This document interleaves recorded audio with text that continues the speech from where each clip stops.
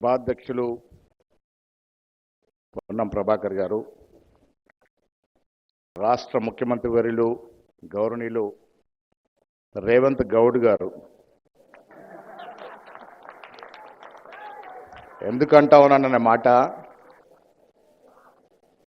నేను నిన్న టీవీ నేను ఇంటర్వ్యూలో చెప్పాను. రేవంత్ రెడ్డి గారిని రెడ్డిగా కాదు, ఒక బీసీ నేతగానే చూస్తూ ఉన్నాం మేము.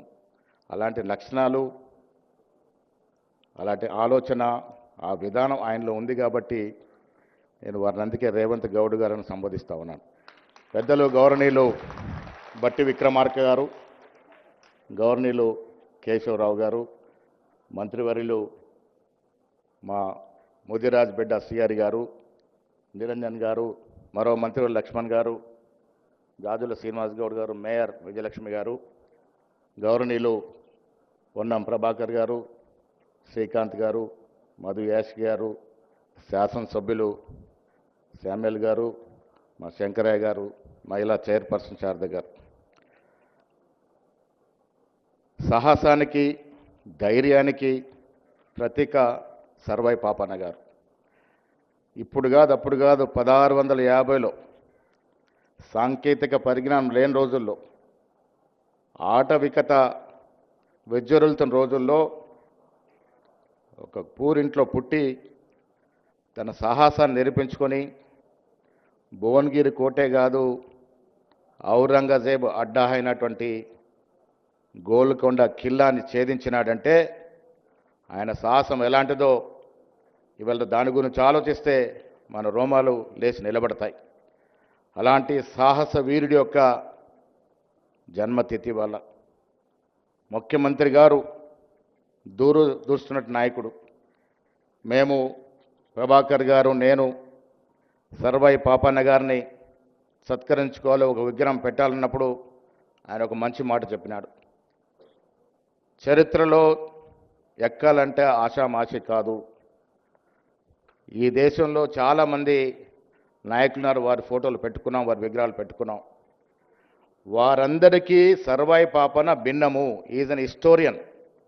కాబట్టి వారిని సరైన రీతిలో సత్కరించుకోవాల్సిన అవసరం ఉందనే మాట సాక్షాత్ ముఖ్యమంత్రి గారు చెప్పడం, దాంట్లో భాగంగానే మేము చాలా చోట్ల వారి విగ్రహాన్ని పెట్టుకున్నామని స్థలాలు చూసినప్పుడు, నిన్న ఉదయం నేను ప్రభాకర్ హనుమంతరావు గారు కలిసినప్పుడు 2-3 స్థలాలు వారికి వివరిస్తే ఆయన ఒకటే మాట చెప్పాడు. సెక్రటేరియట్ అనేది రాజకీయ అడ్డ, ఎవరు వచ్చినా కనబడే విధంగా ఉండాలి సర్వాయి పాపన విగ్రహం. కానీ మనం వర్ధంతి రోజు, జన్మతిథి రోజు పోయి ఎత్తుకొని పూలేసే రకంగా ఉండకూడదు. నడి బొడ్డైనటువంటి సెక్రటేరియట్ ముందే స్థలం ఇస్తాను అని ఎంతుందో చూడండి, ఇంకా వెనక అవసరం ఉంటే కూడా ఆ స్థలాన్ని పెంచుకుందాము. ధీటుగా ప్రజలందరికీ నిత్యం కనబడే విధంగా ఉండాలి.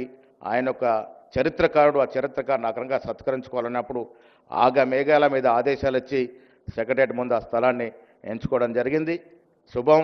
ఇవాళ భూమి పూజ చేసుకొని వచ్చాం. 6 నెలల లోపట దాన్ని కట్టించాల్సిందిగా కూడా ముఖ్యమంత్రి గారు ఆదేశాలు ఇచ్చారు.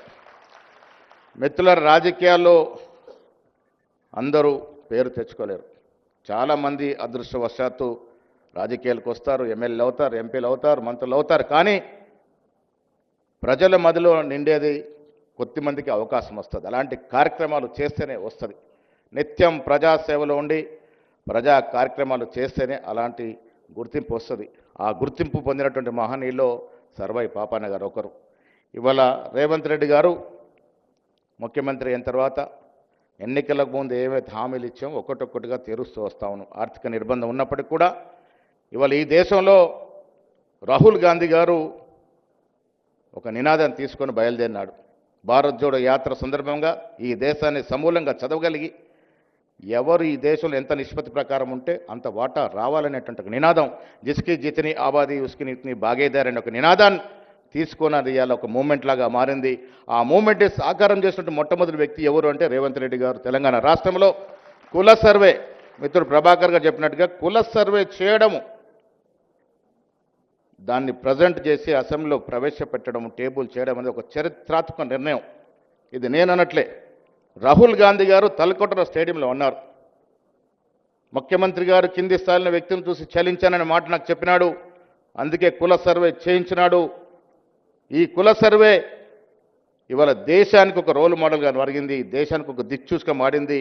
మా ముఖ్యమంత్రి, తెలంగాణ ముఖ్యమంత్రి రేవంత్ రెడ్డి గారు ఈ దేశంలో ఒక రోల్ మోడల్గా మారాడని రాహుల్ గాంధీ సాక్షాత్ తలకోటలో స్టేడియంలో చెప్పడం జరిగింది. ఇదొక చరిత్రాత్మక నిర్ణయం. దాంతోపాటు 42% రిజర్వేషన్ లోకల్ బాడీలు ఇవ్వడం, విద్యా ఉపాధులు 2 చట్టాలను కూడా తీసుకొచ్చినాం. ఇలా వేరే పార్టీలు అడ్డుకుంటా ఉన్నాయి, ముందుకు సాగనివ్వట్లే, అదొక అంశం. కానీ బీసీల పట్ల, అణగారిన వర్గాల పట్ల, ఎస్సీ ఎస్టీ మైనార్టీల పట్ల వారి జీవితాలు బాగోగాలని, వారు బాగుపడాలని కాంగ్రెస్ పార్టీ ఎప్పుడూ ఆశిస్తూ ఉంటుంది, అభిలాషిస్తూ ఉంటుంది. దాంట్లో భాగంగానే, ఆ కర్క్లో భాగంగానే ఇక్కడ ముఖ్యమంత్రి గారు, డిప్యూటీ ముఖ్యమంత్రి గారు కుల సర్వే చేయడం, చట్టాలు తీసుకురావడం, ఈ అణగార వర్గాలని పైకి తీసుకురావాలి. అప్పుడే నిజమైనటువంటి స్వాతంత్రం ఆ వర్గాలకు వచ్చినట్టు అవుతుందనే మాటని నిరూపించుకుని ముందుకు పోతున్న తరుణంలో ముఖ్యమంత్రి గారి నేతృత్వంలో కాంగ్రెస్ పార్టీ, కాంగ్రెస్ ప్రభుత్వం ఇచ్చిన ప్రతి వాగ్దానాన్ని చేజార్చకుండా ఇచ్చే ప్రయత్నం చేస్తూ ఉంది.